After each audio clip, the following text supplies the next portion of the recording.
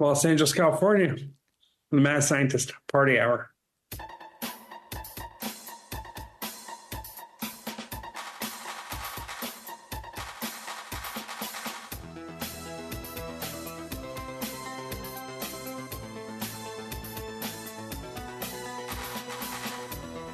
Oh, hello there, friends!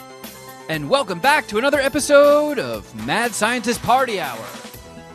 My name is Kevin Kraft, joined as always by a man whose New Year's resolution was to never wear pants or underwear again, and is currently jacking his boner off to Anderson Cooper and Andy Cohen. That's Jeff Clark. Not sure who Andy Cohen is, but what's up? And beaming to us from the center of the Times Square New Year's Eve ball, the bearded, booger-eating pile of nougat known as Shuddy Boy. Yo. Happy New Year, fellas. Happy New Year. Happy New Year, fellas, and Puminati. I feel like it's been...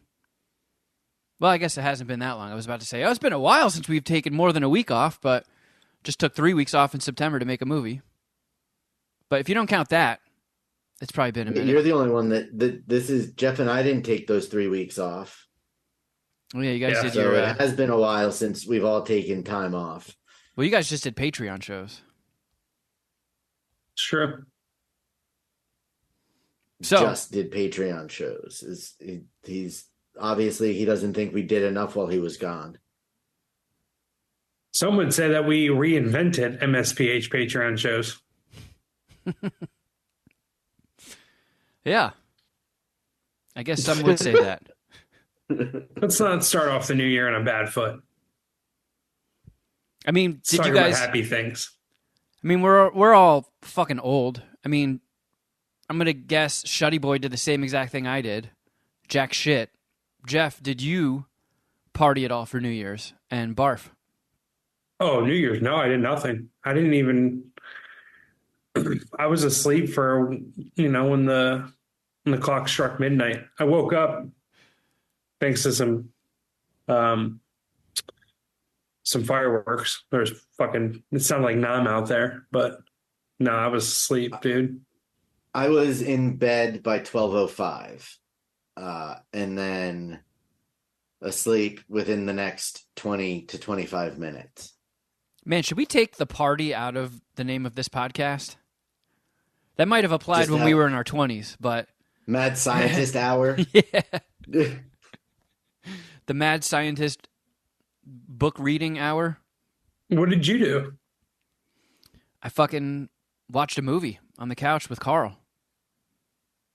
Yeah, that's New Year's Eve is when we watched Fury Road, as we discussed in the Easter egg. Yeah, we rewatched Parasite. Made that our last movie of 2023.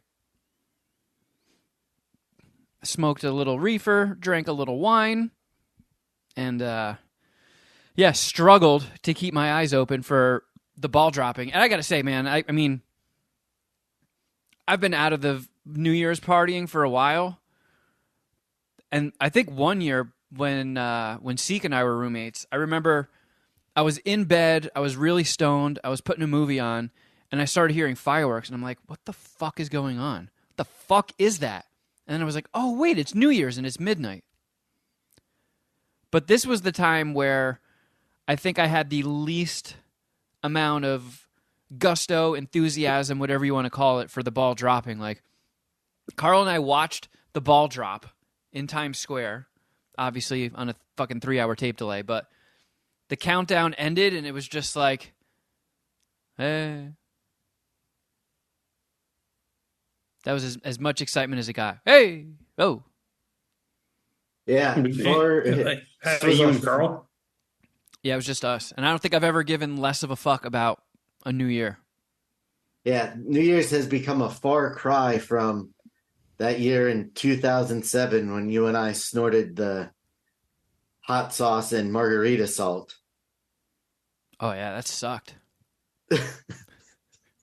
Yeah, we poured out like big, thick, coarse margarita salt, and then immediately followed it up with a big line of Blair's Jersey Death Sauce. Yeah, really, really hot sauce. At the time. I feel like that shit was pretty hot. It was, but I don't know how it compares to. But yeah, the trick was we waited until the countdown started and then started snorting. And I feel like right when we finished snorting the margarita salt and got straight into the hot sauce, you know, you got the big coarse salt rips up your nasal passage, and then you follow it up immediately with the hot sauce that gets in all the wounds and burns it even further. It was the 2-year stunt. Around 1 million Scoville. So about 800 times hotter than Tabasco. Okay. So, man, what the fuck is a Scoville? And how do you count that many? Well, that's... I demand to be included in this scientific spice. process. It's James Scoville.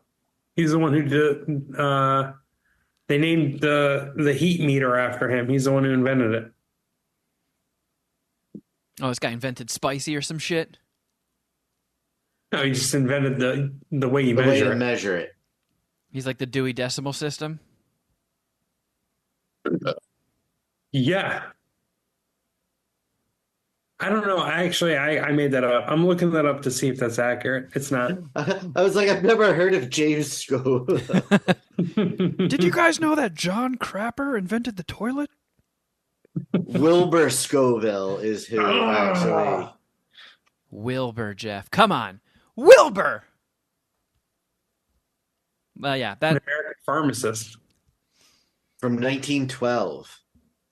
Holy Yeah, shit. it's been around forever. Since before World War I and II.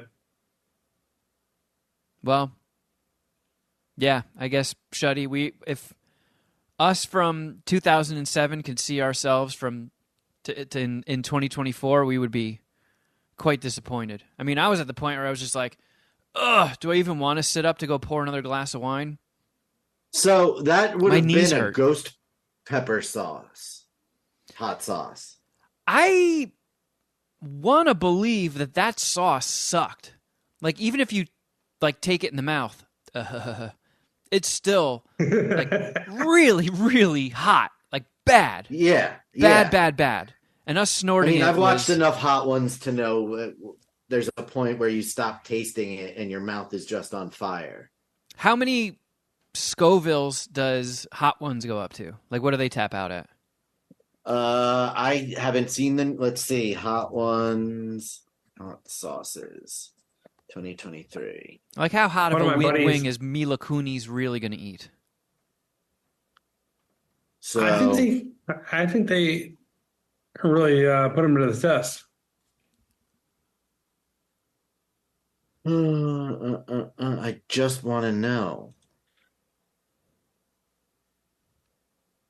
Yeah, maybe Oh, 2024 Shuddy. will be the year that Google answers more specific questions for you. Okay, so I'm on the official Hot Ones website. Hey. I'm going right to the source. Okay. 2.7 million Scoville. Okay, so almost 3 times hotter than the stuff that we snorted. Yes. I mean, I What's the handle hottest thing again? Right now? the hottest like thing that comes with Scovilles in it. Yeah, like the highest. I mean, it registered was Scoville. the Carolina Reaper, which goes up to 2.2 million. But if they have a hot sauce that's 2.7 million, Yeah. Fuck. it says it has Pepper X, which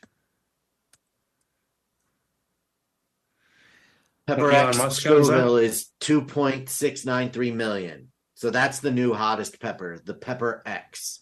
Oh, I just stumbled upon some cool Scoville info. It's used to measure the heat of a chili pepper and has a scale that ranges from 0 to 16 million Scoville heat units. 16 million. I mean, that'll just dissolve you. That's listed on the Wikipedia page, and it's a chemical That's plutonium. called Uranium. raciniferoxatoxin. I can't. I'm going to text this to you guys. Oof. You each take a crack at it. Oof. Alejandro Gonzalez Inarritu.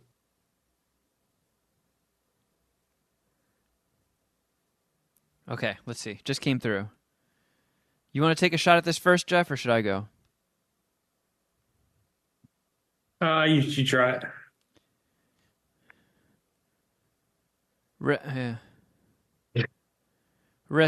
Like, there's no part of it that should be hard to say, but when you string them all together, it's hard to figure out.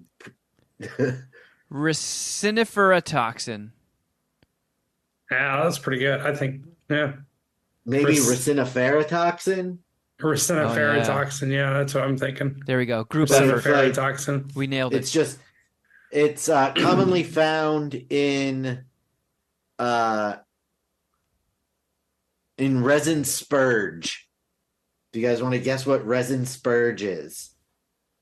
I can spell it for you. RESIN. Spurge. Like, SPURGE. Isn't that the next film in the Purge series? Isn't that when you forget to wash your cummy socks and that's what builds up in it? Here's another hint. It's also called Euphorbia racinifera, or another is the Euphorbia poissonii. That's when you smoke so much weed from one bowl without ever cleaning it that like the resin gizzes into your mouth when you try to hit it. Racinifermegas. The resin spurge. Resin spurge. Yeah. Oh, this resin just spurged in my mouth. Oh.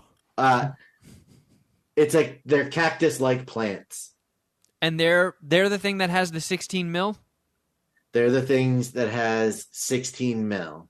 So if you eat that motherfucker, it'll probably, it's like dropping like you get the head exploding emoji. Yeah, it's like when you drop like a molten marble on top of a car and it just fucking eats right through it. And at 16 mil, hold on, is it really? It's 16 billion. What? Yeah, not million, billion.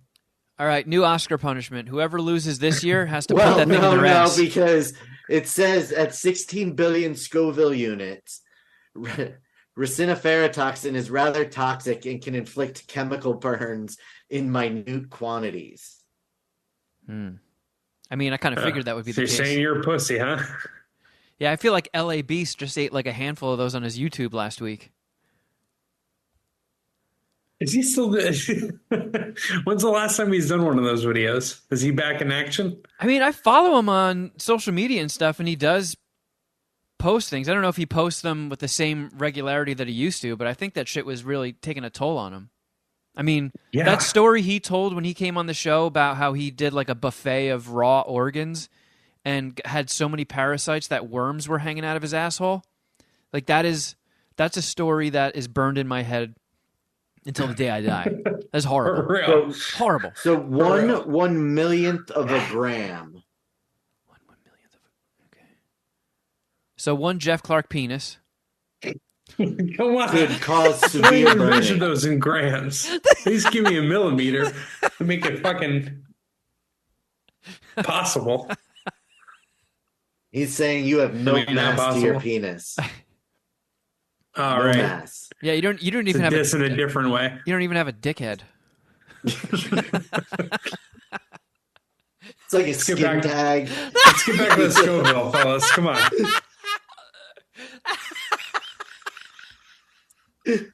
You're right. I'm not going to make it to Christmas with my next girlfriend. Yeah, he's got a skin tag for her penis. Whoa. That has nothing to do with her travel plans. I'll have you know. Hey, want to watch me jack off? Wiki. I hate this joke. You pieces of shit. All right. Where were we? What were we talking? Okay, so one. Yeah, what were we talking We about? cut off. Come on, let's get back on. Yeah, 1 I don't even bazillionth of know a how gram. we- This isn't funny anymore, guys. We went really far from talking about having no New Year's plans to here. Yeah. Woo. So That track was long and windy. 1/1000th of a gram of this scoobity scobbity will do what to a 1/millionth person? of a gram That'll kill you. can cause severe burning pain. So, like, if one little molecule jumped off of it and landed in your mouth, you'd be like Bugs Bunny after eating a hot pepper or something. Probably like Roger Rabbit after drinking booze. Ooh. Good reference. Thank you. All right. I'm into that. Well, how was your guys' Christmas and Shuddy/birthday? It was, it's been hectic, but it was good. Everything went off reasonably without a hitch. You and I got to spend some quality time together, but I mean, we did have Draven and Carl with us, so we didn't get to be as romantic as we would have liked. Yeah, Carl got really bummed when we 69'd. Yeah. She didn't like us wanting to sit next to each other and hold hands on the roller coasters. I do think she was legit weirded out that you and I shared a baby bottle. Oh, was she? Nah, probably not. I mean, I'm weird as shit. What do you mean? Oh, you didn't That see the does sound kind Instagram? of weird. We went to American Dream Mall, and lots of Asian stores. And there was an Asian grocery store called H Mart, and they had a drink that you could buy in their like grab and go cooler that was glass, but it came with a baby bottle nipple to drink out of. So Kevin bought it on a goof, and we both took pictures drinking it out of it for the Instagram. Yeah, because, like, I don't know, we went on this adventure. I kind of talked it up. Like, yeah, let's go to American Dream. Let's go to the craziest mall, or I guess second craziest mall in America. And, we kind of just wandered around. We went into a bunch of stores. We split off from Carl for a little bit so she could go and, look at her dresses and tampoons or whatever. Whatever women do. And then, I don't know, it got to the point where we were at that mall for like 4 hours. And I was like, all right, the only thing we've spent money on really has been rides. Oh, and lunch. The only thing Kevin and we bought was food and roller coaster rides. Yeah, so I was like, all right, they need something of substance out of this visit. And H Mart had so much weird stuff. I was just like, okay, we got to get some. I got like a little packet of slime to drink, like drinkable slime. And then I saw that thing with a nipple on it, and I was like, all right, I guess that's silly. We'll just buy these things. And that fucking strawberry baby bottle nipple drink, a little too sweet for me. It was very sweet, but I enjoyed it. I couldn't really fuck with that too much. Packet of slime, though, I housed that packet of slime. That was good slime. Really? You didn't sound like you were enjoying it that much in the backseat. I mean, the consistency was like a little cummy, so it took a minute to sort of get over that. But it's got, I think it's take me a while to get over that. It's got like collagen and shit in it, so I guess you're supposed to drink that stuff to help yourself look younger. Or maybe that's supposedly. just Korea's trick to trick me into drinking Giz. Oh, got me again. But man, we went on that roller coaster ride. So the first and only time I ever went to the American Dream Mall, I just went with my mom. And it was kind of similar to where it wasn't as packed as you'd think it would be. And there were barely any people in the amusement park area. And it was a weekday, and when the four of us went this past trip, it was a weekday as well. But I kind of figure being so close to Christmas, it might be a little bit busier, but there was not a lot of people in that amusement park area. In the amusement park area, no. But I think the rest of the mall is just so fucking big that it didn't feel like there were as many people as were actually there. Yeah, that's true.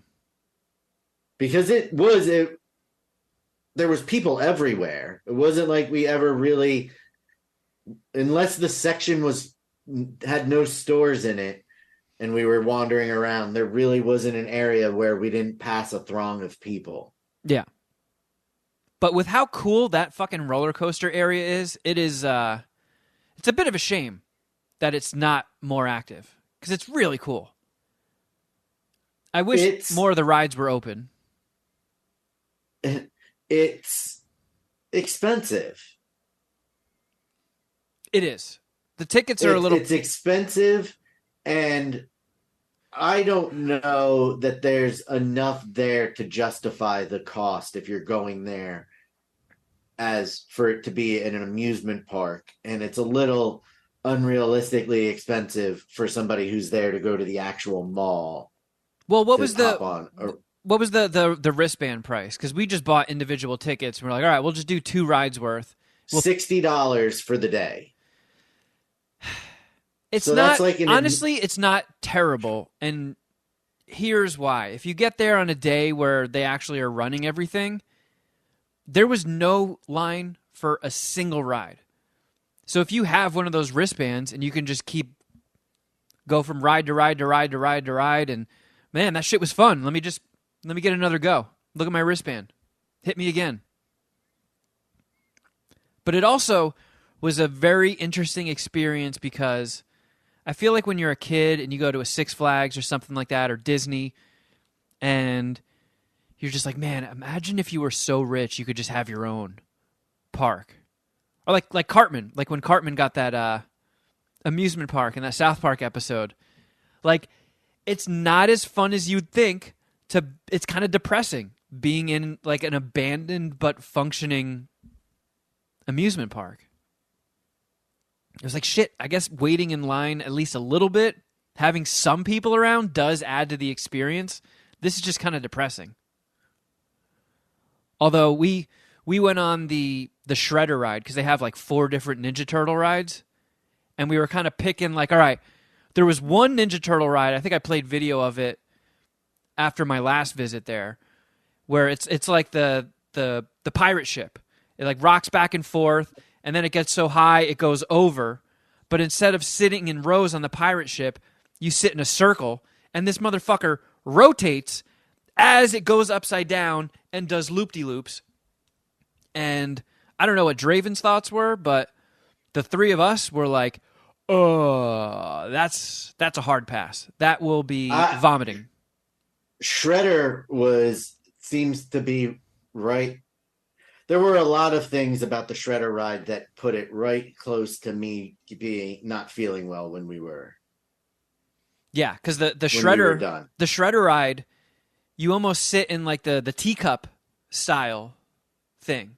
It's a roller coaster, but you sit 2 and 2 facing each other, and this thing also spins.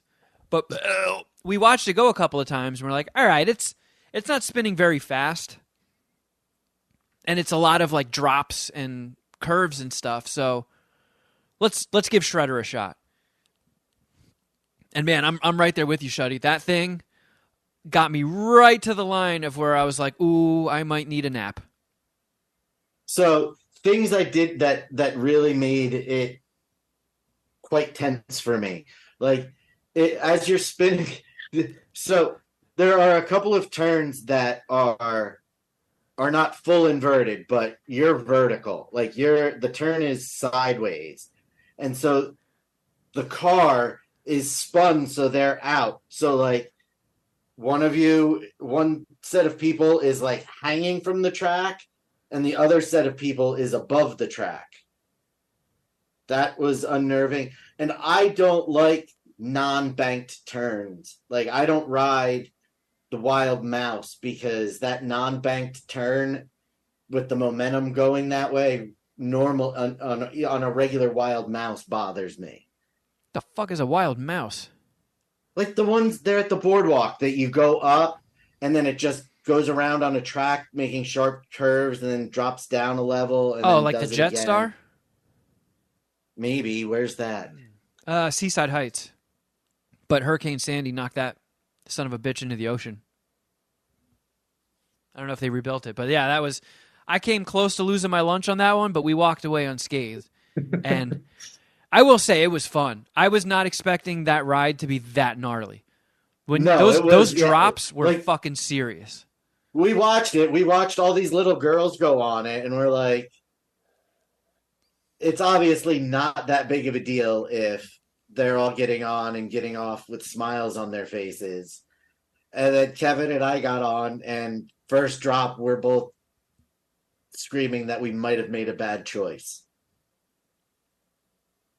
It was dope. But it ended up being fun. It ended up being a lot of fun. Yeah, it was cool. I was also very disappointed that once again the Legends of the Hidden Temple obstacle course was shut down because I really wanted to put Shuddy Boy in his place and just dominate him. Oh, we would have done it, and I would have proven that not only am I smarter and better looking, but I'm also more athletic. Well, that's just a steaming pile of horseshit. I would have loved to see you prove to be more athletic than Kevin. Let's be honest. It both would have ended with us dangling in our harnesses and screaming that our scrotes got caught in one of the straps. We could only hope. We could only hope that's how it would go. Oh, God, I need an attendant. Help. It was a little strange. I don't count Space Mountain because you're in the dark. But it was weird being on a roller coaster inside. Yeah. It is a little weird. For sure. Especially when you can see all the other rides. Usually, like a Space Mountain or Indiana Jones at Disney. Like, you're inside, but that's the only ride you see. This one had, like, other roller coasters intertwining with the fucking tracks of the other one. It's pretty wild that place exists. And with how much money that mall is losing on a yearly basis, if you live in the area, you might want to check that out sooner than later because, I mean, we still saw tons of signs of stores that were on their way. You know, so-and-so is going to be here. Fairly high end. Oh, yeah, because they had a fancy part of the mall, too, that I think they even pumped in different smells to smell fancier. It was funny. They had like the Borgata. Yeah, they had fancier decorations. There was like these shiny statues of shaved poodles and shit. Yeah, the Christmas decorations went from being standard Christmas fare to being like these Christmas trees made out of like dangling crystals and gold ornaments and stuff. Like it just got very much, and there were like 4 stores open on that side. Yeah, they haven't gotten the fancy shit done yet. And every one of them had a dude working the front door that looked like they would not have let Kevin or I in. No way. Even though we were dressed pretty respectably. No, like they're like, you can't afford to come in here. I don't know. I think my long sleeve 200 stab wound shirt was a dead giveaway that I could not afford any of their products. I couldn't even afford one of their like bags. Like, you know, when you go to the grocery store and like, did you bring your bag? No, you got to ding me a dime so I can get one of the fucking paper ones. They're like, sir, you could not afford one of our bags to put your purchases in. Get the fuck out of here, you degenerate. And they had wacky clothes that we were making jokes about. We should go try that on. That would not have gone over well in the Ferrari store. Remember that like plaid yellow the flashiest, most ridiculous shit I've ever seen. I wonder if they make you sign like because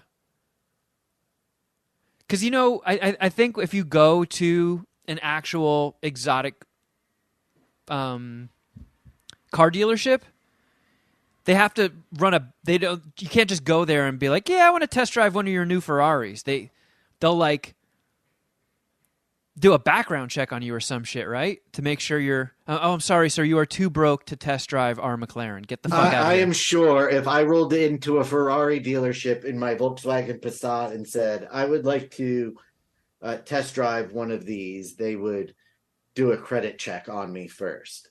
No, you don't understand. I just won the Powerball. I haven't cashed my ticket yet. I'm gonna leave you a bad Yelp review.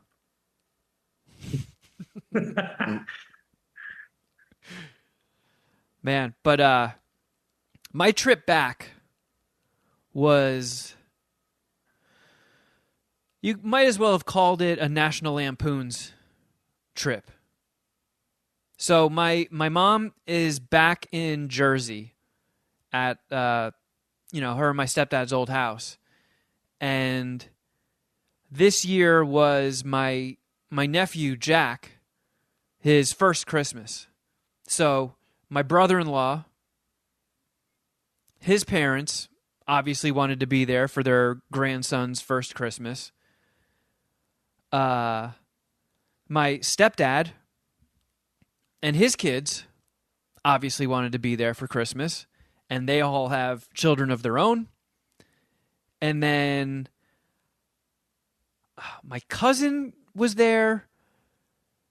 My stepsister's husband's brother, his girlfriend, and his mom.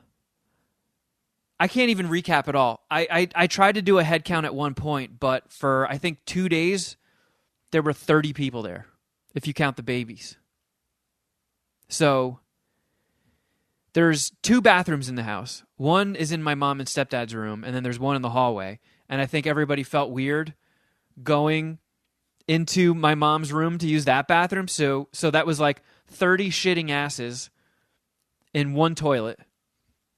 And well, that should have been good for you because you, your mom, Mr. J, Joy, and Jeff should have all had like private use of the bathroom in their room.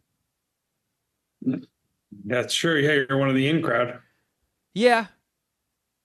But I actually did one time peek in there, and there was the door was shut, and I didn't want to be the one who knocks and hear, they're occupied, I'm shitting. So I just kept using the hallway one too. I don't understand why that weirds you out, because I don't know. you're literally the only one that would know that you're the one that's knocking. I feel like it's more embarrassing for the person behind the door to have to answer. Or I could always just fool them, like And knock, admit and they're to like, it, someone's because you in don't here. need Be like, to be- Oh, nope, this is Shuddy Boy, sorry. Hey, you don't knock and then be like, hey, it's Kevin, is somebody in there? You just knock and they say occupied and you walk away and they never know who it was. like, so 30 people didn't sleep there, but 14 or more people slept in that house for a couple nights, which it is not a house that can accommodate that many people. Like it started very quickly. My stepdad's grandson, who's like 20, when him and his brother showed up, they wanted to go down to the basement and hook up like their PlayStation or something to the TV, and they didn't realize that the entertainment console down there was in multiple parts. So when he went to move it, the top part was not attached to everything, and it fell and hit him in the head and then crashed through the TV and shattered it. And then I would say 2 hours later, I took a shower and I forgot my towel on the hook behind the door. And, I laid out the clothes that I was going to change into, so I didn't want to step over them and get water all over the clothes that I was about to put on and all over the bathroom to reach for the towel. So I tried to lean and grab the towel, and I braced my left hand on the towel rod Towel bar. and ripped that motherfucker right out of the wall, took chunks of sheetrock with it, fell onto the floor, and then my wet, roly-poly body absorbed all the mashed up sheetrock that fell on the ground too. So I basically breaded myself like a cutlet, had to turn the shower back on and like wash all the fucking ground up Did anyone sheetrock like off yell me. into the bathroom like, "You all right in there, Kevin?"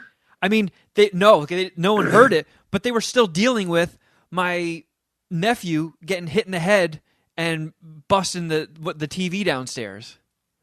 So like while they're dealing with that, I had to come downstairs and be like, guys, I am so sorry. And they're like, what? Fucking what?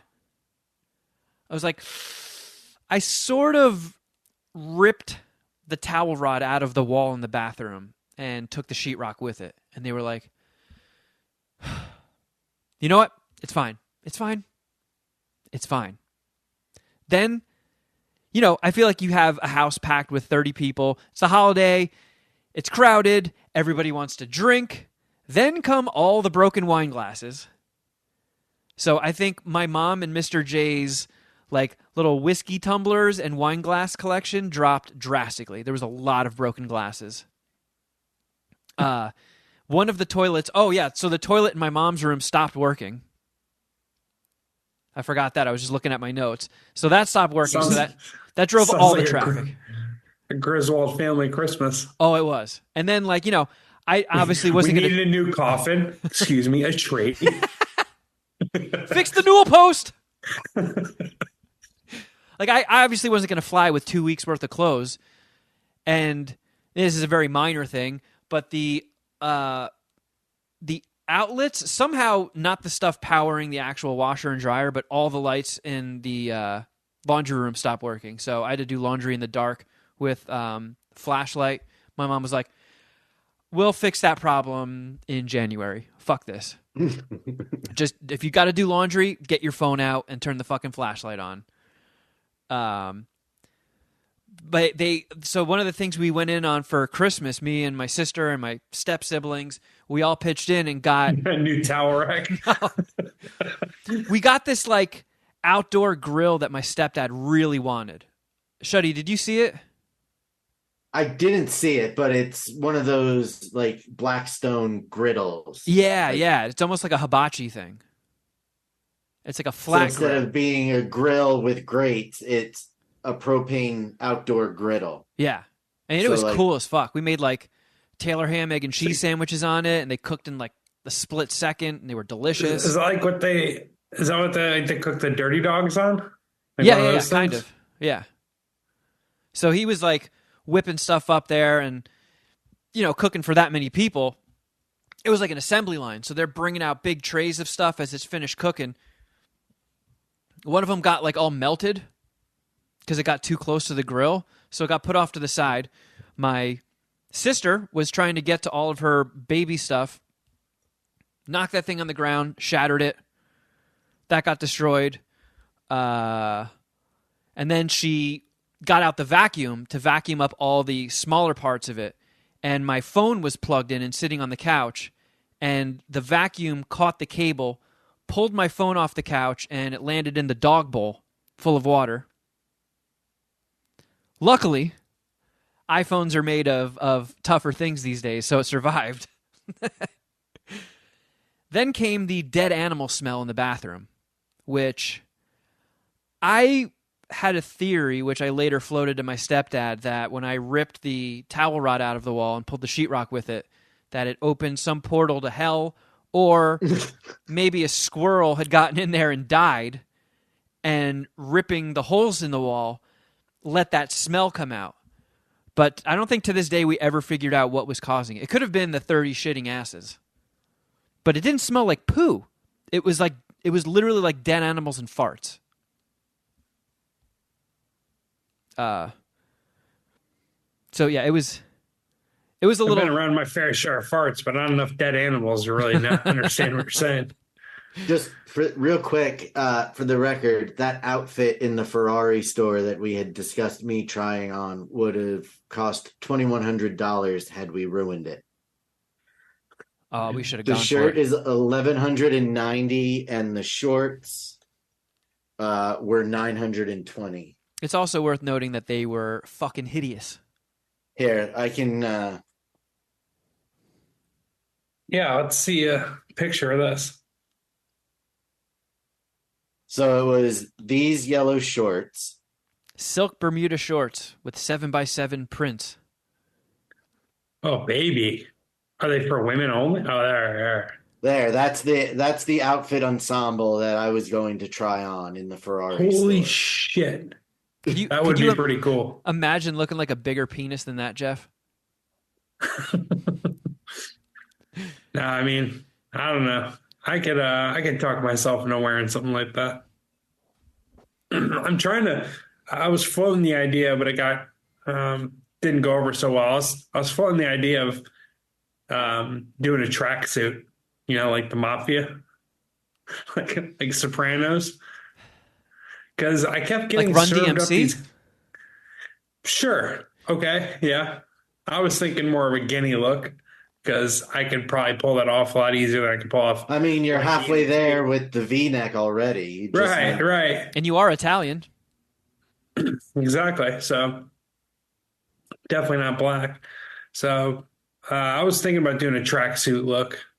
I don't know, like mullets are back in. Why can't tracksuits be back in? I don't know that That's tracksuits kinda- ever really went out. Yeah, Oh. people might mistake you for a bad guy in John Wick, but you can still rock them. I was thinking about doing a tracksuit, and I've been getting served up Instagram ads for tracksuits. So It's because you keep talking about it. I have my traditional Christmas morning outfit is a tracksuit. that's fucking awesome. It's a velour tracksuit, and it's got a sequin tiger head wearing a Santa hat on the back. If you hold for a couple of minutes, I can go grab it. Sure. I would love to see this. All right, while Shuddy Boy's doing that, I think I might have brought this up on the show once, but like when I was a little kid, my mom and I lived with my grandparents because she had me super young, and we had a lot of Christmases with them, and they would always bust out, the same ornaments and stuff on the tree every year. And there was this one that kind of looked like a lantern. It was like, but it looked like the top of a streetlight or something. It was very simple, and it was red, but for some reason, I always loved that ornament. And I don't know why. It was just like a weird little Kevin thing. And I was talking about it. I'm like, I don't know how to fucking describe this thing, but all right, Shuddy's back. We'll finish so your it's like- story real quick. Black and gold. Yeah. So I was talking to my family about it, and I'm like trying to explain it, and everybody's looking at me like I have 3 heads, so I just gave up. I'm like, fuck, whatever. It's gone. Doesn't matter. My mom was like, hey, I found something if you want to take it back to California with you. And I'm like, what? She's like, go look out in the other room. And there it was, my favorite ornament from when I was a little kid. And I was like, no, put it on the tree. Just put it on the tree here. Like I do Christmas with you. So I would rather see my favorite ornament from my childhood on the tree where I'm spending Christmas, not the 1.5 foot one that I put fucking Super Mario ornaments on in my apartment. So she's like, all right. But she never put it on the tree. So 2 days after Christmas, she was going to put it away, dropped and shattered it. Oof. Oh. Never even got to She see might that have thing done back it on the tree. purpose. So she was like, oh, I have to find a replacement. I don't even know how to Google this. I don't know how to describe it. She's like, that thing was on the tree when I was a kid. So that ornament was from either the 50s or 60s. And it was missing for a very, very long time, unearthed to be destroyed 3 days later. Fuck. I guess I should have just been like, sure, I'll take it back to California. But I'm like, I'm not flying with a fucking old-ass ornament. It'll break.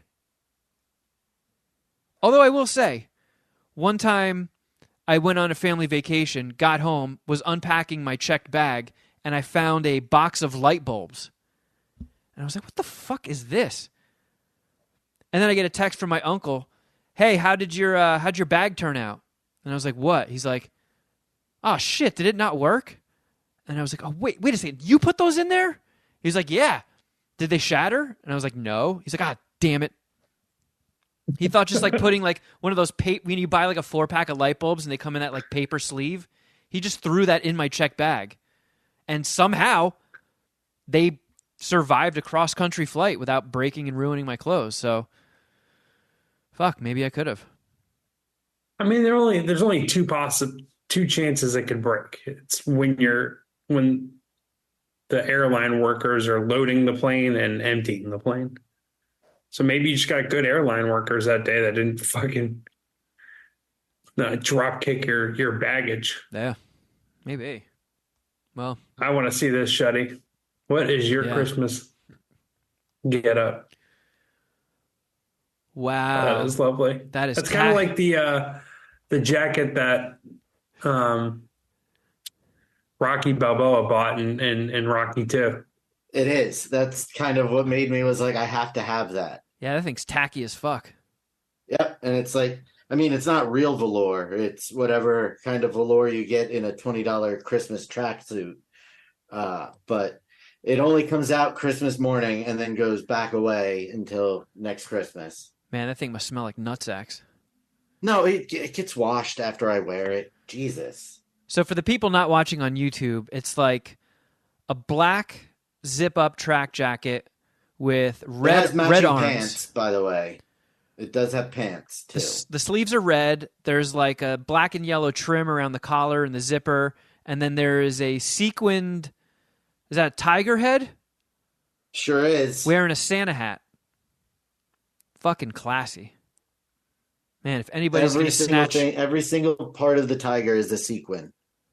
man, you can snatch Mrs. Claus right off of Santa's arm with that thing. That is a puss magnet you got there, Shuddy. Well, I mean, Jeff, I remember we checked in with you and you said you were not going to eat acid on Christmas. I'm guessing you stuck with that. Didn't eat acid. I think this has been the third out of the last 4 years that I had COVID. Or I don't know if I had COVID. I didn't test, but I was pretty sick. This year? And yeah, it's turning into an annual tradition. So that sucked. I wasn't going to do anything anyways besides sit around and watch sports and gamble on sports. Christmas Eve was Sunday, so it gives me full football to watch and gamble on, and then Christmas Monday, which had 3 football games, none of which I bet on, actually, surprisingly, and then 5 basketball games, all of which I bet on. So just gambled. It is kind of crazy because, you know, when the house kind of got full, you know, leading up to Christmas Day, all that shit. That what was there, like 27 hours of football every day? Like all I wanted to do was watch Christmas movies, and it was like, hey, don't worry, there's only like 5 minutes left in this quarter. I'm like, yeah, I know what that means. That means there's 12 hours left in this quarter. These motherfuckers are going to talk about the line of spinach for the next 18 hours. This is bullshit. Wait, so someone took over your TV at your mom's house? Yeah, but then I got outvoted. I rallied the women and outvoted them. Oh my God. Oh, damn it. How dare you? I can't believe. Think about what you just said out loud. It's bullshit. It's fucking Christmas. We should all be fucking watching Christmas movies, like cuddled up under blankets and drinking hot chocolates and shit. Not, Oh, there goes Johnson. He just tripped over the line of spinach. Oh, and there's a timeout. Oh, this is going to be a long one, folks. This is going to be a long one. and they, you know, I got those people in my family that every time there's a good play, they're like, You mean normal dudes? My mom. stop clapping! Stop it! They can't hear you. My mom has picked up the smoking habit again. Oh no, that's your bad influence, Shuddy. It is 100%. But within like the first 40 minutes she was at the house, she went outside like 3 times, and the Eagles were playing, and my aunt would not stop talking to me. That I finally poked my head out the door, and I was like, "Are you gonna fucking chain smoke the entire time you're here? Because you need to come in and be here to talk to Aunt Cheryl, because I can't with her right now. I can't. With this game on, I cannot do small talk right now. Like, Man, it was bad. I was like, and you know, how long does the average football game last? Is it like 8 hours? It's three. No fucking way is it 3. There's no way. Yeah, dude. Yeah. I mean, there were just three back-to-back games of football, so there were 9 hours of football on Christmas. Man, I mean, when you have the pre-games and stuff, it's probably closer to 11. the NFL is just straight up like, you will not spend time with your family. We fucking got you. Get the Well, in fuck our out case, of here. we spend time with our family while watching the NFL. Man, this is good. That sounds horrible. And you didn't feel weird being the only guy who? Oh, I guess I don't know if you're the only guy, but one of the few Well, guys I that mean- didn't watch football. I mean, it was a very female heavy house. And Yeah, it's the democracy that you. everybody wanted to watch the classics. It's fucking Christmas Eve and Christmas, and people wanted to watch, Christmas Vacation and Elf and A Christmas Story. It's like, we can't have 18 hours of The Line of Spinach. We got to sneak a couple Christmas movies in. When did the TV get broken? It was the one in the basement. But when? So that got broken, I think, within 20 minutes of his grandkids showing up.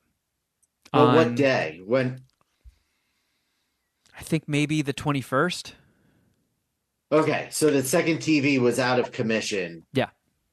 Which could When? have theoretically been the football or Christmas movie TV, I guess. Yeah, that little fucker ruined it.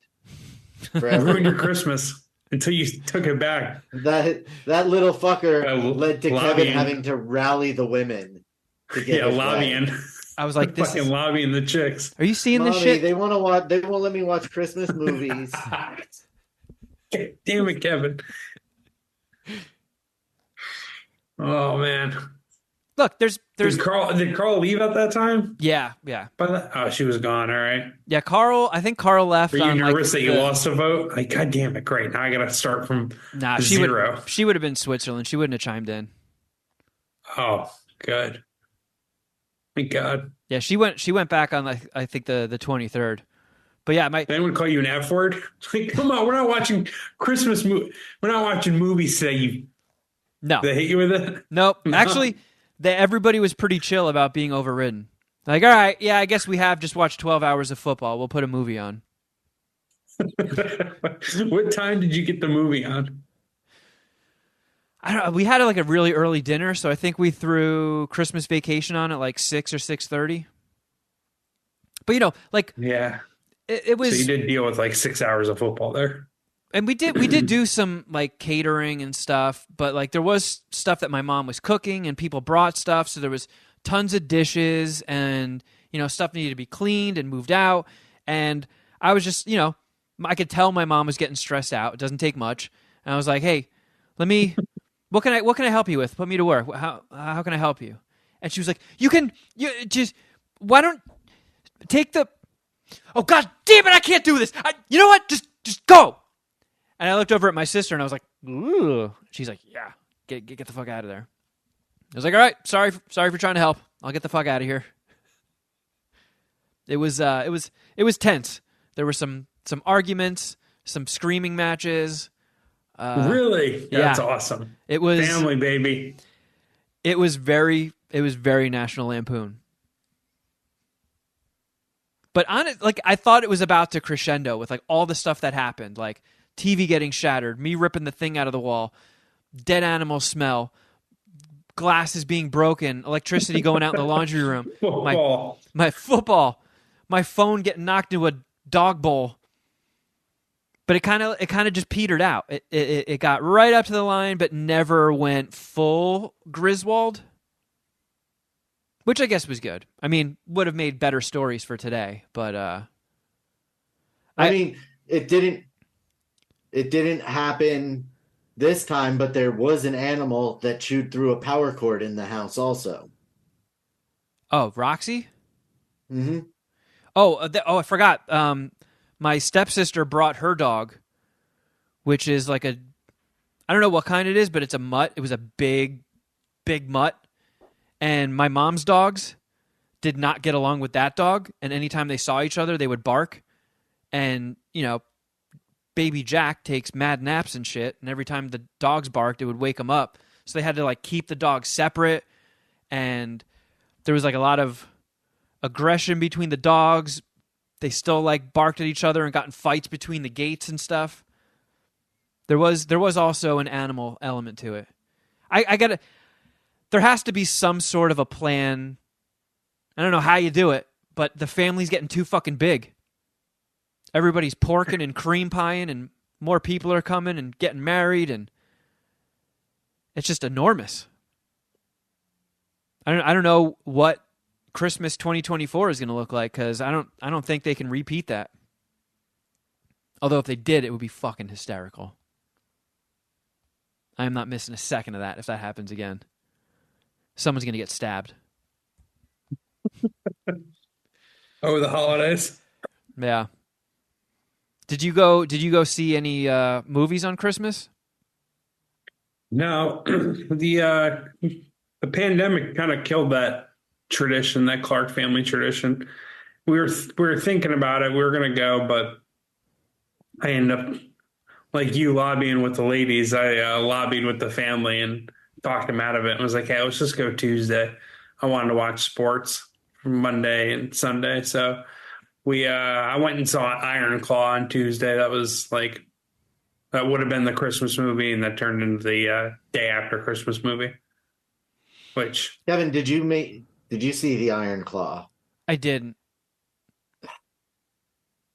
Yeah, Well, I did. As much downtime as there was, it was tough trying to pull people to go to the theater. Well, we did go didn't see it while you What? were in New Jersey, because we had talked when I saw you before you left. You had talked about wanting to see it. I meant since you got back. My apologies. No. I mean, even since I got back, Carl and I did go to the theater in Jersey and in LA, but Iron Claw did not make the cut. I honestly think Carl would really like the Iron Claw. Why, do you see Zac Efron's penis?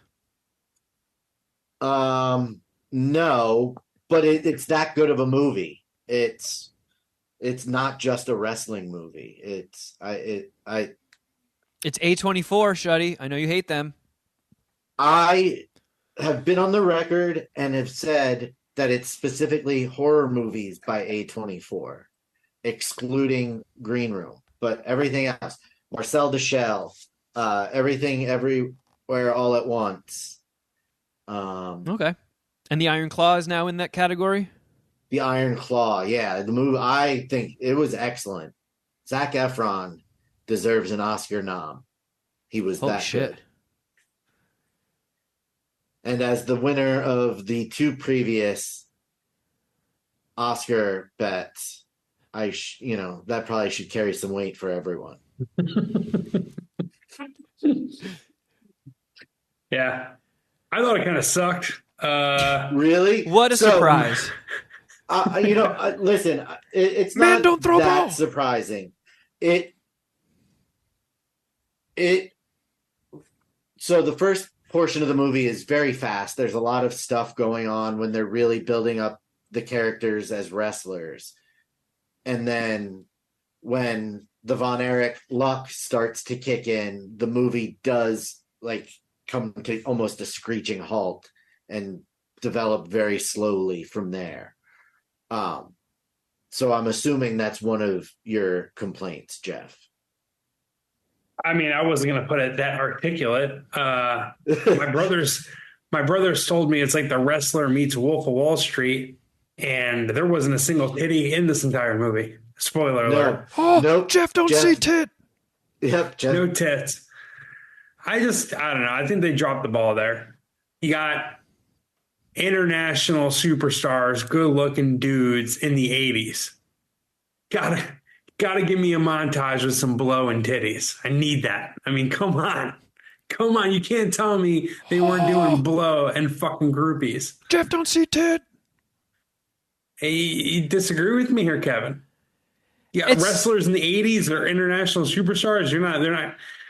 I mean, you can Google tit and see 2 million different tits. It's like, it's not It's not like the days where you had to try and find I a want- PG-13 movie that shows nudity or fucking steal a hustler out of a dumpster. Like, there's plenty of opportunities to see boobs.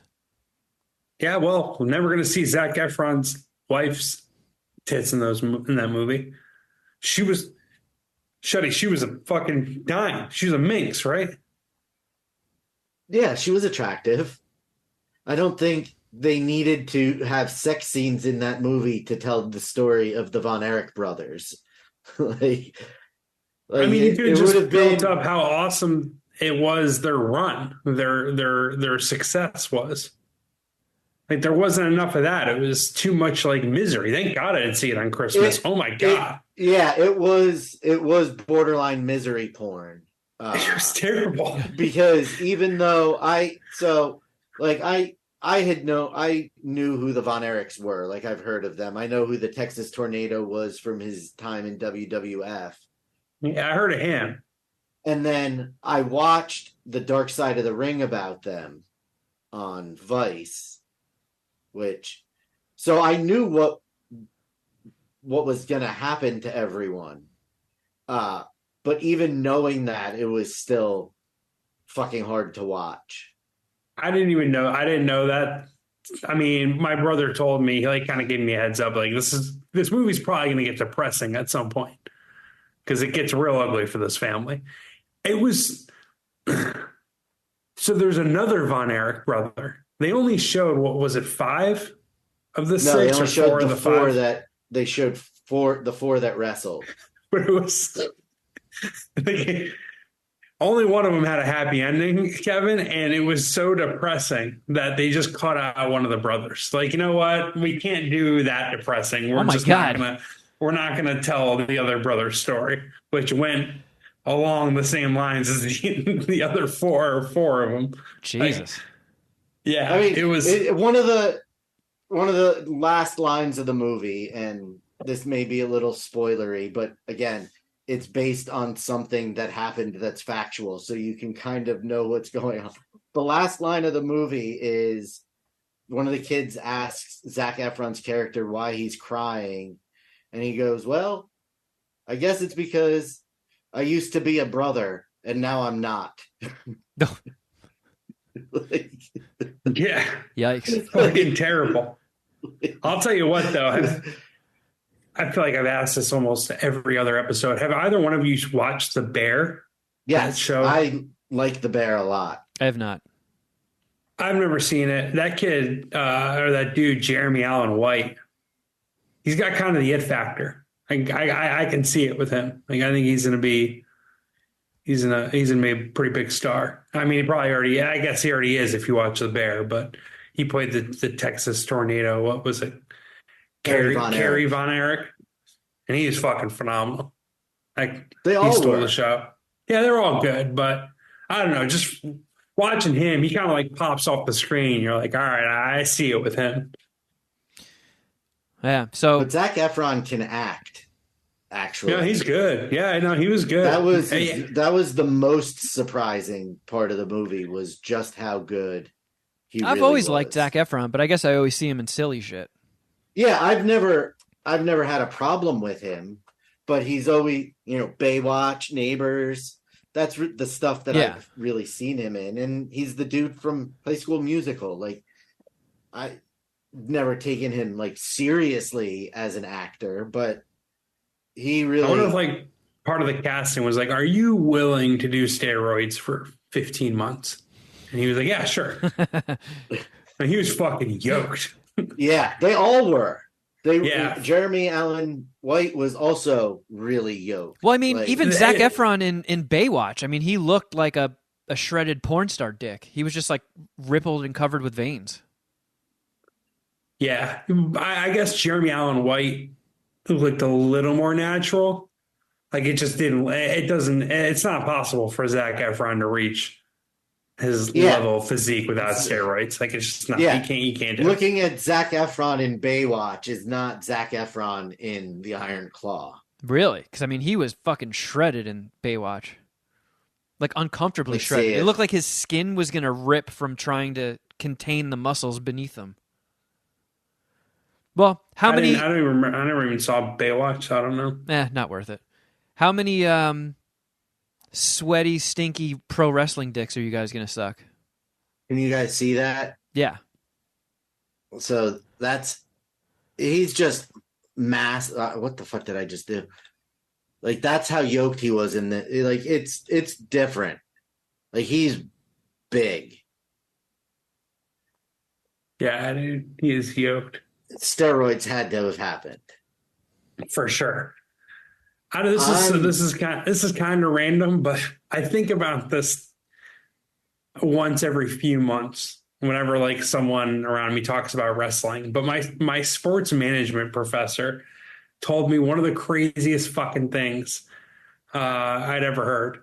And in class, he told the whole class this, and you'll maybe know this, Shuddy. No way you do, Kevin, but he was Roger Clemens' a trainer. He's the guy who testified to Congress that he gave Roger Clemens steroids. And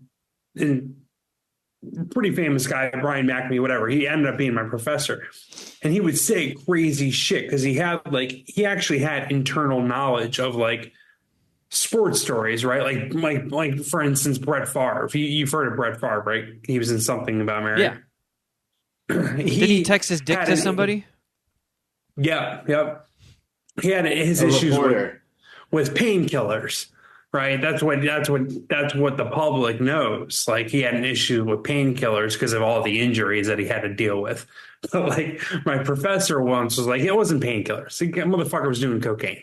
Like, I know he was doing cocaine. So, oh shit. All right. So he would say stuff like that. So anyways, he told us once, and I Google it every now and then to see if anyone has ever like talked about it or if it's on Reddit. But he told us once that the WWF started off as a gay escort service for rich old dudes, and Vince McMahon's father was a pimp who would just like hook old rich guys up with gay guys, jack gay guys. It's like that's how WWF started. And I don't think it's true, but every now and then I'll Google us. Like, I'll just Google like Vince McMahon dad gay escort or something.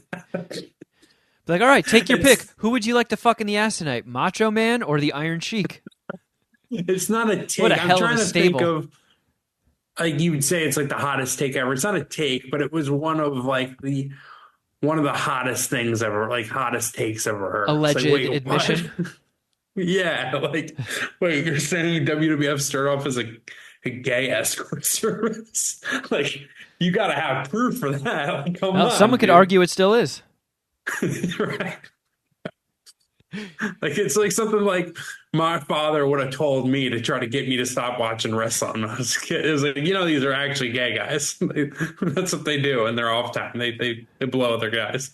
You should stop watching that. Speaking of blowing guys, how many dicks are you guys sucking? Good I'm sucking 4.5. I'm only sucking 3. I was told wrestler meets Wolf of Wall Street. Not enough drugs, not enough blow. Or not enough blow, not enough titties. All right. Got to give me some more. Fair enough. Zac Efron was good, and so was Jeremy Allen White. I did see a lot of stuff, and I'm not going to fucking bog the show down with all of it. I'll give a quick one.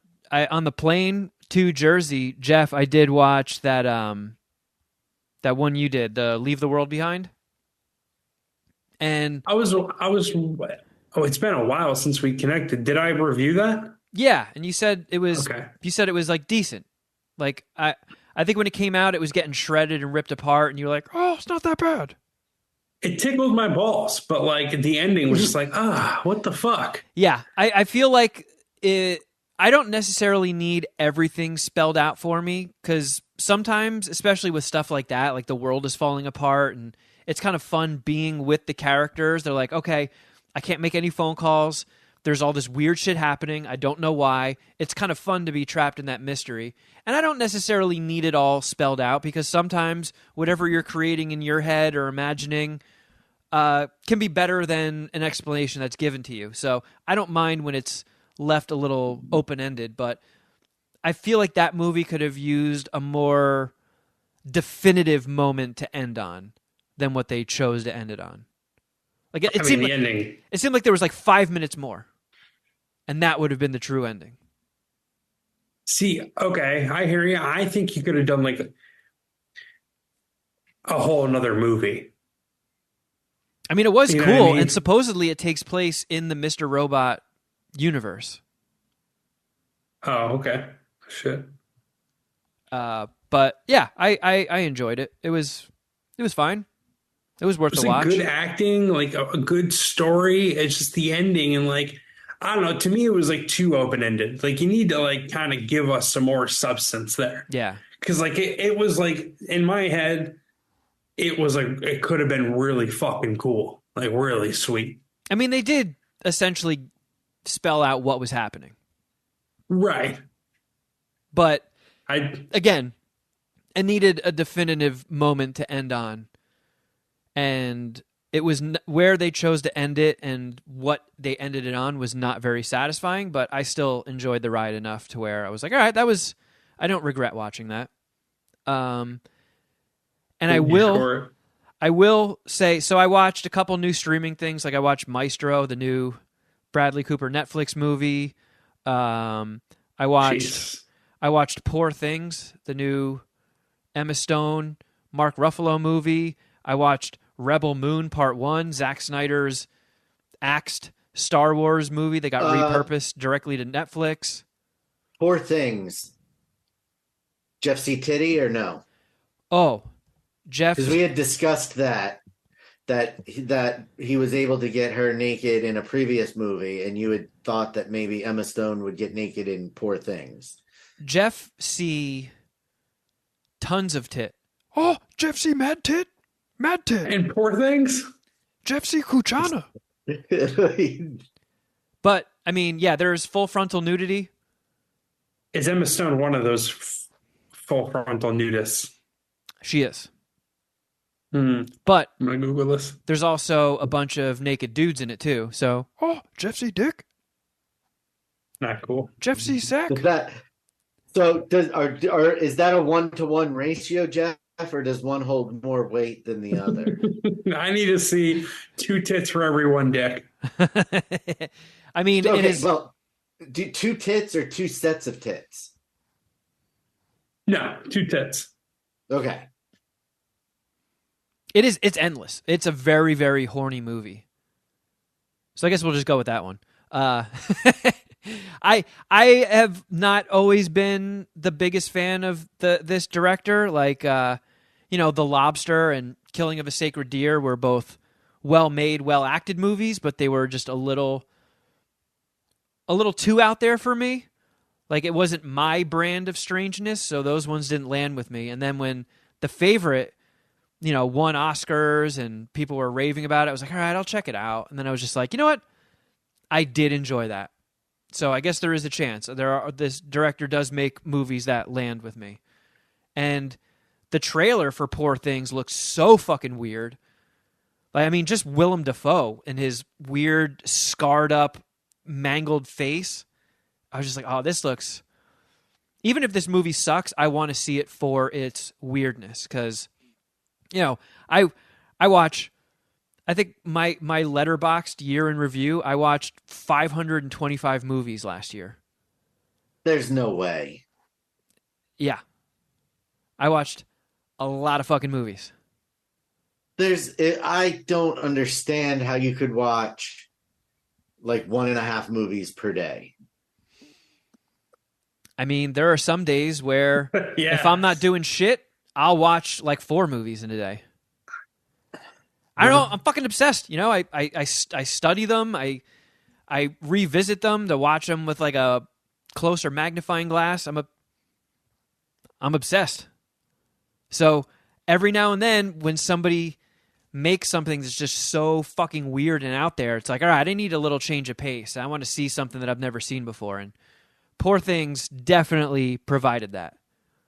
But so it's basically a story of Emma Stone's character kills herself. She throws herself off a bridge, and Willem Dafoe is basically Dr. Frankenstein, and he finds her corpse and discovers that she's pregnant, and the baby is still alive. So he takes the baby's brain and puts it in Emma Stone's head and brings her back to life and kind of just like raises her as an experiment. And it's oddly horny. Like once she grows to the point where she's like, you know, I guess back to being an adult and discovers sexuality again, she just wants to bone nonstop and bones everybody. And there are some parts that get a little dark, and it's like, ooh, I feel a little unclean right now. But I actually really liked it. For how weird it was. I mean, there's no way Jeff would like it, despite the abundance of nudity. It's got a chance with you, Shuddy. I don't know. But the acting was really good. The sets were cool. Like had all these cool little gimmicks. Like when they went to a new area, they would have these title cards that were really fucking creepy and weird. It just had a lot of interesting elements to it. So I thought Poor Things was fucking cool. Like a 4.25 dicker. But again, there's no way Jeff would like it. Way too weird.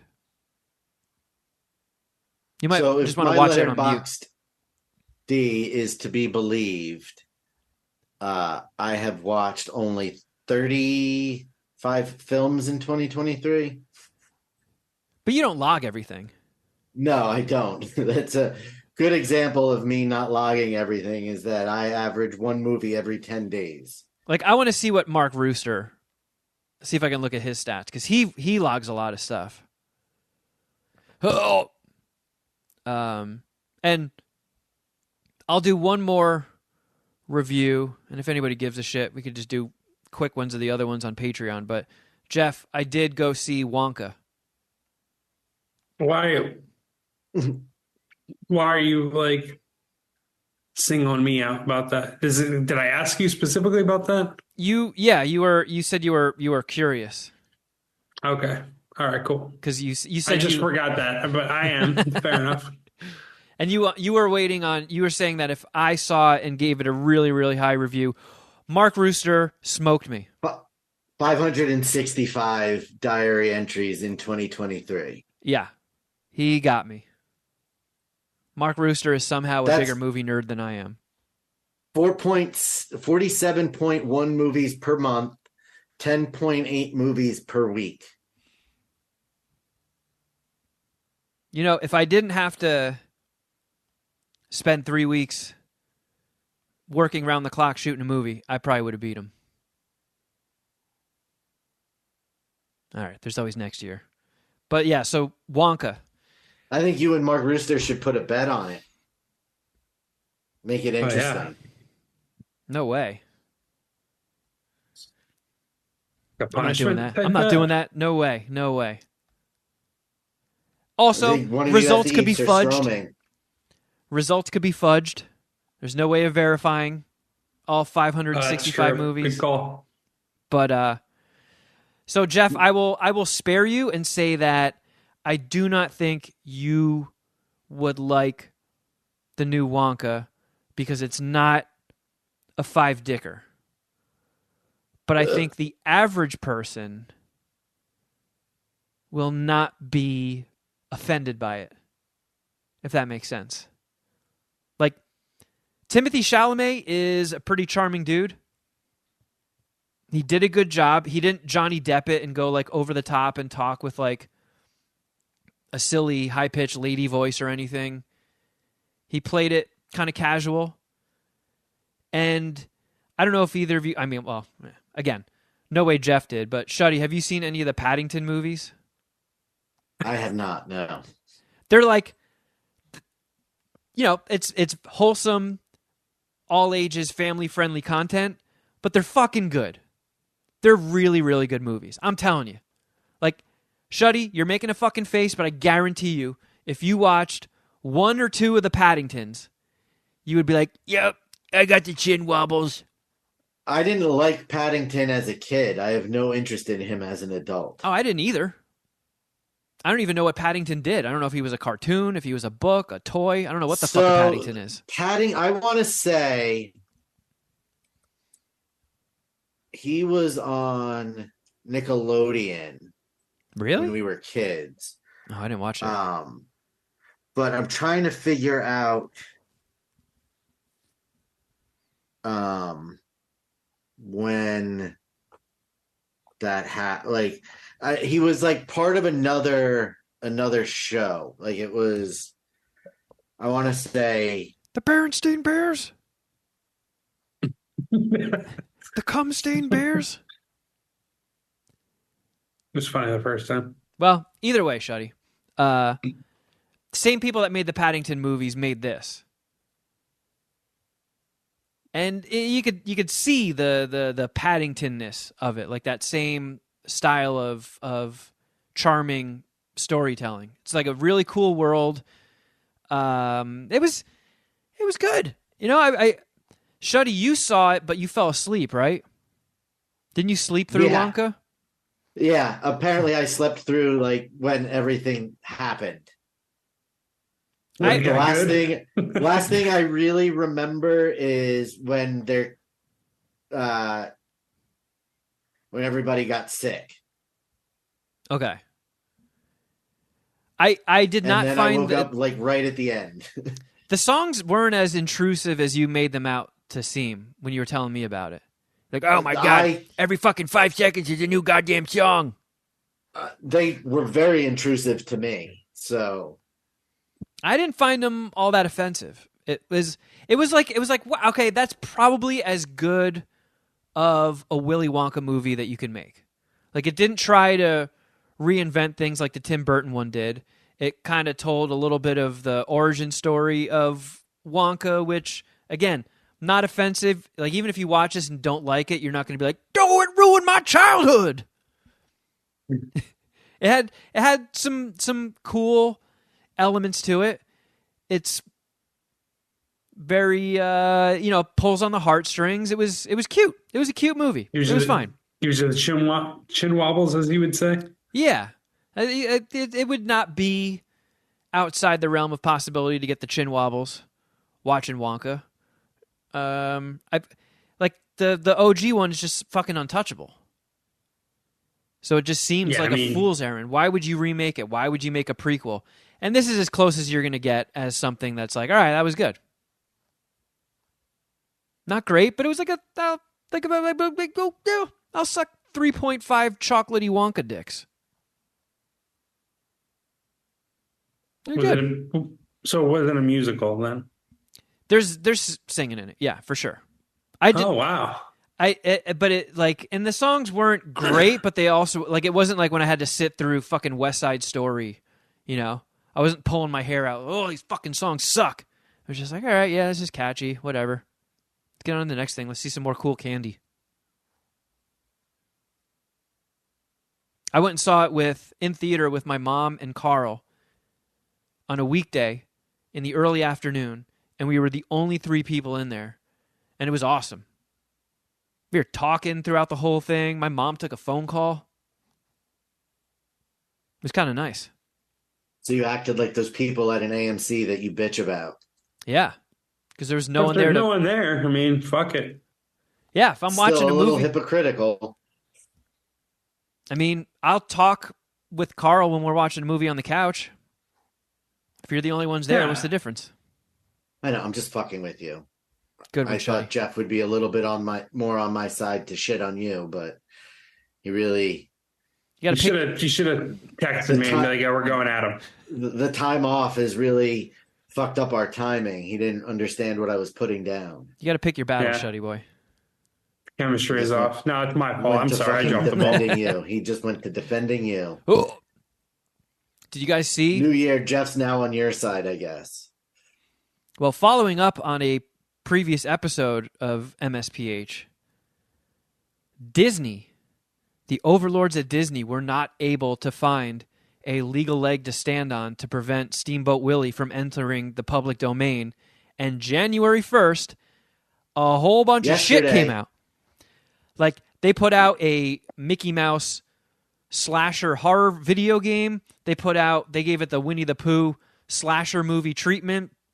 One of those came out. It is open season on Steamboat Willie's anus. They got Peter Pan too now. Oh, Peter Pan's been in public domain for a while, I think. Well, That's why, because Seek was doing like a Never... Is it Neverland, or is that where Michael Jackson lives? No, those are both correct yeah. statements. Oh, it's both? Those are both correct. Yes. Yes and yes. But So- yes, Michael Jackson's home was called Neverland Ranch because he never wanted to grow up, Kevin. And he wanted to be an adult hanging out with a bunch of little kids. Allegedly. Listen, I haven't read the choreography yet. I'll report back on that a little bit in more depth once I have firsthand accounts. Choreography? What the fuck are you talking about?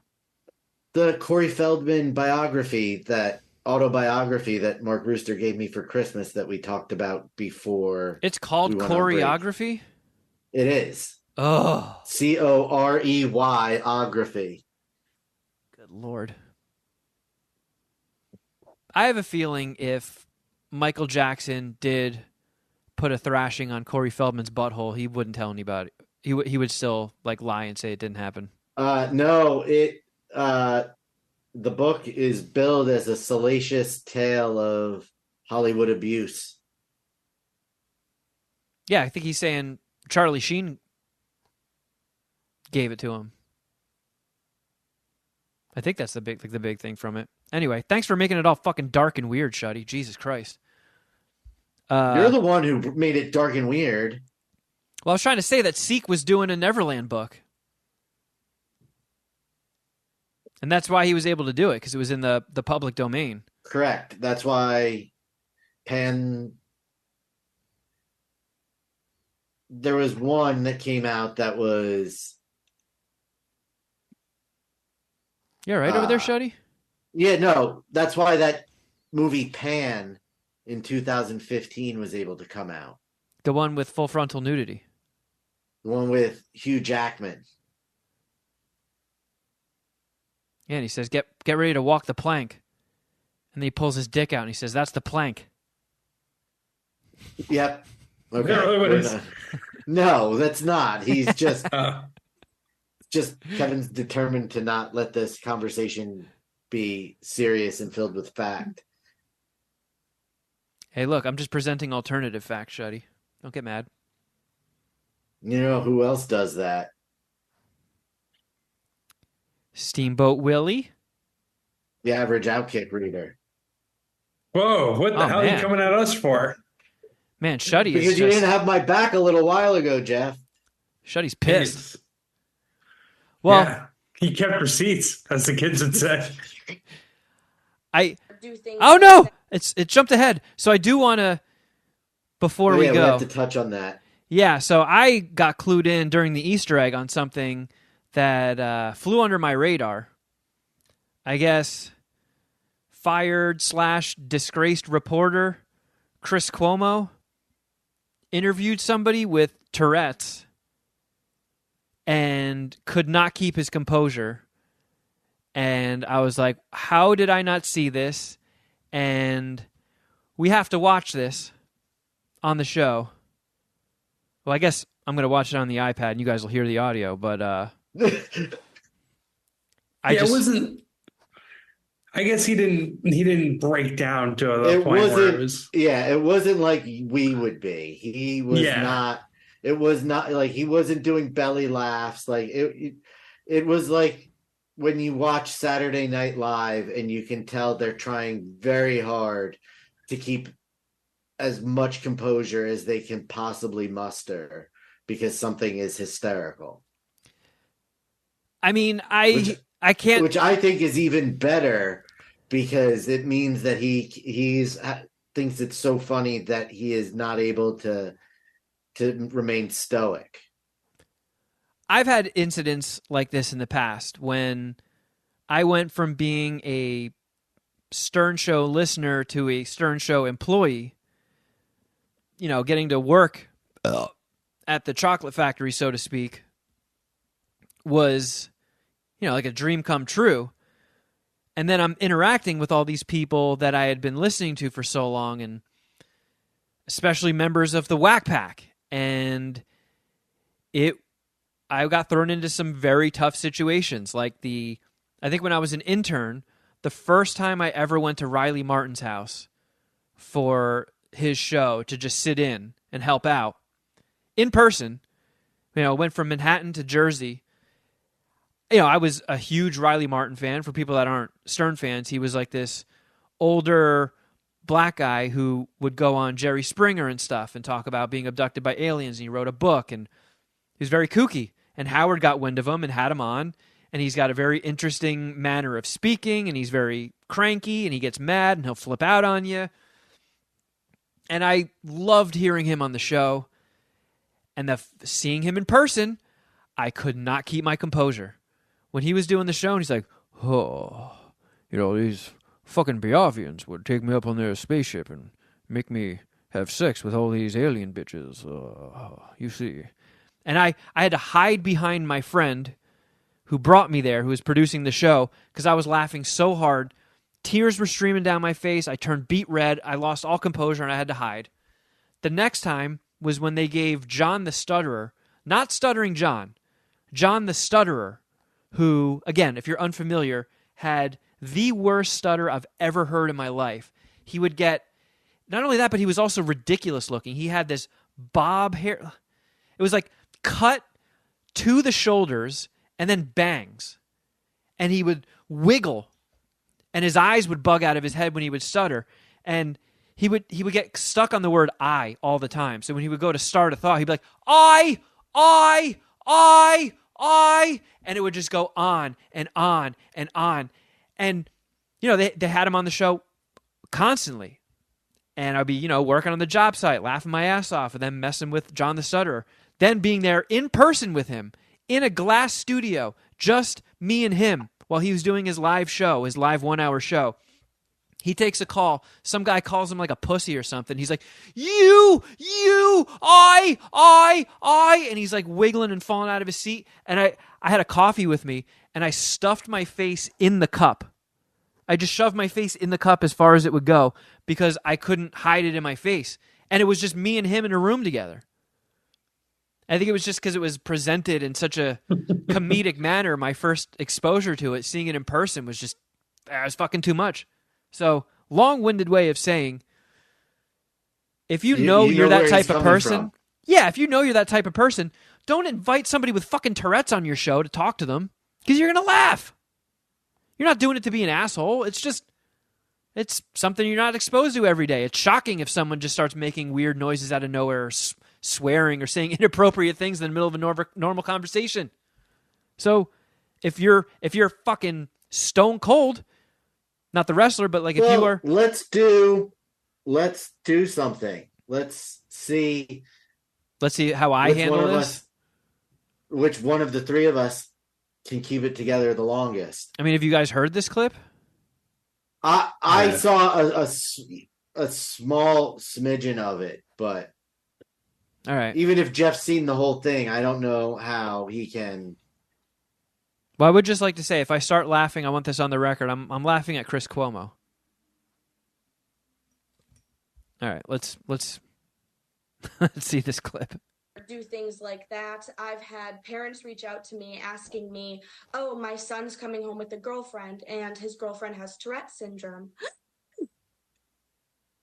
So, all right, so she's got like little hiccups, and then she'll like kind of like close one eye and tilt her head to the side. It gets different, I think. So far, I would not be laughing at this young woman.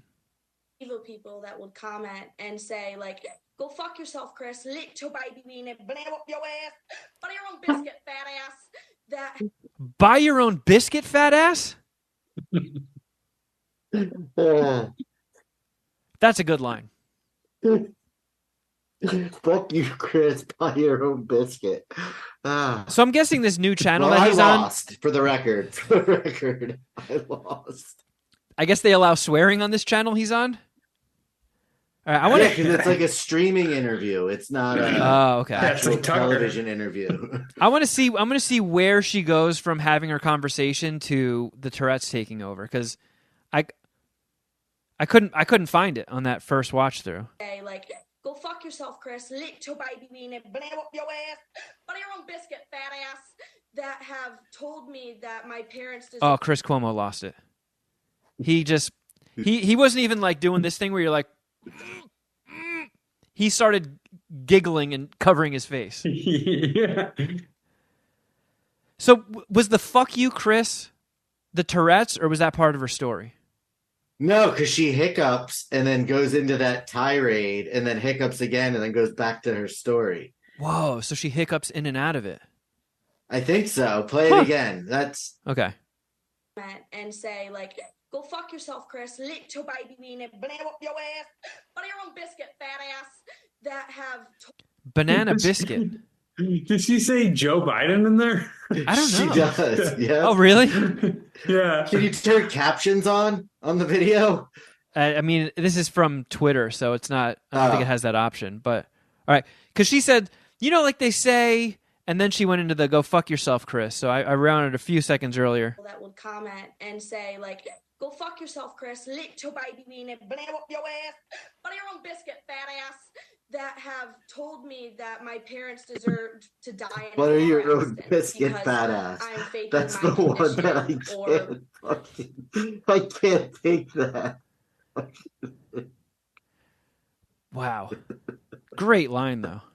car accident because Butter your own I'm biscuit, faking fat my ass. That's right. accident because I'm faking my condition, or people have told me that, like, I've had to have the police at my house because people gave out my location and said they were going to come torch my house. Like, it's crazy. Here's the thing. Clinically, people suck. And they're Yeah. mean. Do things like that. All right, that wasn't that bad. I feel like. Nah, I guess I talked it up a little bit too much, huh? Well, no. I mean, just as far as like I couldn't see calling for his head over that. Like Tourette's, if you're just like fuck, but like to go off on talking about buttering biscuits and throwing in like an accent and like just address to him, go fuck yourself, Chris. Like that's a lot to be thrown at. I would love to meet the type of person that would just stay 100% composed during that, because that's a lot. Outkick, owned by Fox News, kind of a Chris Cuomo opponent. Like even we editorial, like this is funny. Like no, Yeah, I don't know that I hadn't seen anything where he was getting torched, but it was just yeah, no one was giving him shit. I mean, I think everyone kind of agrees. Like no one would be able to do much better. than Yeah, the this things I was situation. seeing, it was like, see Chris Cuomo laugh as he interviews woman with Tourette's. Like, it was not like cancel Chris Cuomo. It was Yeah, just like, yeah. look at, check out what just fucking happened. Yeah, Let's there's humanize this guy. nobody on earth is prepared to handle that. I would. no, do That- that. I don't like. I can't speak for that woman, but I mean, I imagine. I mean, she seems cool. She seems like a cool person. Like I Kind of cute. yeah. Like I couldn't see. Like if you just involuntarily said all those things rapid fire, and then someone laughed, and you're like, really, you thought butter your own biscuits, fat ass was funny, huh? Like I feel like even she would be like, yeah, I get it. That's a tough one to say stone face on. I mean, even Shuddy Boy's fucking lost it. The first time I watched it, I didn't really listen to what she said, but fucking butter your own biscuit, fat ass. I can't fucking take it. Yeah. Look at she snuck in the fuck, and then even sneak started with fuck Chris Cuomo. Yeah. Yeah, fuck you, Chris. Joe Biden. Then a bunch of gibberish. Butter your own biscuits, fat ass. Wham, butter your own biscuit, fat ass. Yeah, and then she was saying that like people get mad at her on social media, so they like swat her. Yeah, they get Yeah. mad at her because they think she's faking it. And they don't know. She said she's had to have the police out there because people have threatened to burn down her house or something. That's a little uncalled for, wouldn't you think? Oh yeah, way Yeah. much. Like I feel Way like much. there are certain things you can fake without drawing too much ire, like a cold, sickness, even Tourette's, even being pregnant. Now, I'm not going to burn down your house. I mean, if you trick people into thinking you have cancer, that might piss a few people off. But Yeah, a little over the line. yeah, well, My goodness. that was a lot. That was a lot. So I guess we'll wrap things up here and head over to Patreon land. And if you would like to join us, please check out patreon.com/Mad Scientist Party Hour. There's what do we calculate? 6 years of content up there now? Yeah, 6 years. It's a lot of shit. A lot of epic moments have happened. I mean, just in the $5 tier where you get the bonus episode every week. It's never like planned out that way. Sometimes shit just happened. It's like, holy shit. Can't believe that happened behind the paywall. But solid content. So if you want it, it's there. If you feel behind the ball, you get it all. It's not like, you get the most recent year. It's all there since the beginning. 6 years worth of Patreon content. So check it out, patreon.com/Mad Scientist Party Hour. And what else? Oh, yeah, I guess you can follow us on Instagram. I'm at Kevin Kraft. At Shuddy Boy. At Jeffro Records. And at MSPH Podcast. What did you think of, Shuddy? Well, two things. Dom and I recorded a new episode of What the Fuck Did I Just Watch prior to us recording this. Oh. Club Dread by our good friends from Broken Lizard. I like Club Dread. Spoiler alert, I have always liked Club Dread. So this episode of What the Fuck Did I Just Watch is more of a love letter to Club Dread than shitting on it. Nice. Gotta change things up every now and then. But prior to recording, Dom asked me to be his best man. Oh, shit. So Congrats. I am going to be planning a bachelor party. Nice. Wow. I feel like a Dominic bachelor party is going to take place at like Chuck E. Cheese. Get like an April O'Neil stripper. We discussed that there would already there's not going to be strippers. I mean, disappointing, Allegedly. but I kind of figured. Maybe we can get Bon Bon drunk and make him strip for us. Thinking outside the box, Kevin. Finding a loophole. So that's happening. Officially the best man for Dom's wedding. Well, I hope you get drunk and embarrass yourself with the best man speech. That would be very funny. Congrats, dude. Oh, I didn't even think about that. Oh, no. The only thing I thought of was like, oh, that means I get to plan the bachelor party. No, you got a little bit more to do than that. Fuck. Yeah. Also, if you are into sports ball and the line of spinach and man throw ball, check out Outkick Bets with Jeff Clark. Yeah, baby. Getting to the end of the NFL regular season. It's week 18. I haven't had a losing week since before Halloween. I don't know that you should have put that out into the world. That's how confident he Feeling is. very Shuddy. confident. I'm seeing it well right now, Shuddy. Feeling pretty confident in what I got going on. So check it out. Outkick Bets. Yeah. Golf starting today or this week as well. So I'll be doing some golf podcasts in the not so distant future. Wow, how thrilling. Also, if you want to watch this, You scumbag. if you would like to see and not just listen to this podcast, you can go to youtube.com/Mad Scientist Party Hour. More recent one you might want to check out is Jeff fucking getting throttled by rotten fish. That was fun. Oh yeah, that was awesome. That one's up there, so check that out. And thank you guys. Way more exciting than golf. Thank you guys for the support. Thank you for keeping us afloat for 14 years now. 13? Yep. 13 years? Holy shit. Wow. So yeah, thank you everybody. Hope you guys had a great Christmas, holiday, and New Year's. And until next time, ooh, something.